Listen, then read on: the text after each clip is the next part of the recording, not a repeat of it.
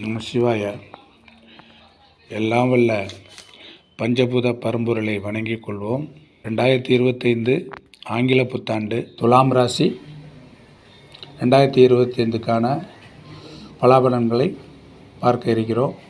அவ்வகையில் துலாம் ராசிக்கான பலனை காண்போம். இசை நாட்டியத்தில் விருப்பம் கொண்ட உண்மையாக பேச்சு திறமையும் கொண்ட துலாம் ராசி நேயர்களுக்கு இவ்வருடம் மார்ச் மாதம் 29 சனி பகவான் ஆகிறார். 6ஆம் இடத்திற்கு செல்ல இருக்கிறார். மே மாதம் 14 பகவான் 8ஆம் இடத்திலிருந்து 9ஆம் இடமான ராசிக்கு பிரவேசிக்க உள்ளார். 19 8 ராகு பகவான் இடமான 6ஆம் இடத்திற்கு மீன ராசிக்கு செல்ல இருக்கிறார். அடிப்படையில் ஆரம்பத்தில் மார்ச் வரையும் சுலோவாக பலன்கள் நடந்தாலும் துலாம் ராசியினருக்கு இது ஒரு சிறப்பான காலகட்டமாகும். 6ஆம் இடத்து சனி பகவான் உங்கள் ராசிக்கு 8ஆம் இடம், 12ஆம் இடம், 4ஆம் இடத்தை பார்வை செய்கிறார். இதன்படி கொடுத்த பணம் வசூலாகும். கடன் வாங்கியவர்களுக்கு அடைபட்டு கடன் முடிவுக்கு வரும். எதிரிகள் தொல்லைகள் விலகும். நல்ல வேலை கிடைக்கப்பெறும். தொழிற்சாலைகள் மேம்படும். தொழிற்சாலை வேலை பார்ப்பவர்களுக்கு அது தோல் பதனிடும் தொழில், ஆயில், பெட்ரோல், இரும்பு, பெயிண்ட், பிளாஸ்டிக் தொழில் கம்பெனி நடத்துவர்களுக்கு முன்னேற்றம் ஏற்படும். சனி பகவான் 4 மற்றும் 8ஆம் பார்வை பார்ப்பதால் உங்கள் ஆரோக்கியத்தில் அக்கறை தேவை. நோயினால் கொஞ்ச காலம் அவதிப்பட நேரிடும். அதனால் பணவிரயமும் ஏற்படும். கவனமாக இருக்க வேண்டும். சினிமா துறையில் உள்ளவருக்கு வளர்ச்சியான காலகட்டம். அரசு வேலையில் இருப்பவர்களுக்கு கிராம அதிகாரிகள் மற்றும் பதவி உயர்வு கிடைக்கும் மற்றும் அவர் பெயர் புகழ் பெறுவர்.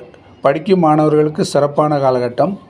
வியாபாரம் செய்பவர்கள் முன்னேற்றமான காலகட்டமாக இருக்கிறது.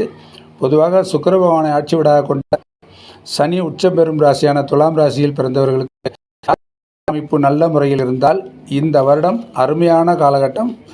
தக்க வைத்து கொள்ளுங்கள். இதுவரை 8ஆம் இடத்திலிருந்து உங்களுக்கு மிகுந்த மன உளைச்சலை தந்து கொண்டிருந்த குரு பகவான் தற்போது 9ஆம் இடத்திற்கு பாக்கியஸ்தானத்திற்கு செல்கிறார். அங்கிருந்து உங்கள் ராசியை பார்த்து சுபப்படுத்துவதுடன் உங்கள் முயற்சி ஸ்தானமான 3ஆம் இடத்தையும் பார்த்து மேம்படுத்துகிறார். அதே சமயம் உங்கள் ராசிக்கு 5ஆம் இடத்தையும் பார்த்து பிள்ளைகள் பற்றிய கவலைகள் இருந்து விடுபடவும் வைக்கிறார். 5ஆம் இடத்தில் உள்ள ராகுவை தனது 9ஆம் பார்வையால் பாவத்து சுபத்துவப்படுத்துவதால் இவ்வாண்டில் கிடைக்க வேண்டிய பாக்கியம் அனைத்தும் கிடைத்தே தீரும்.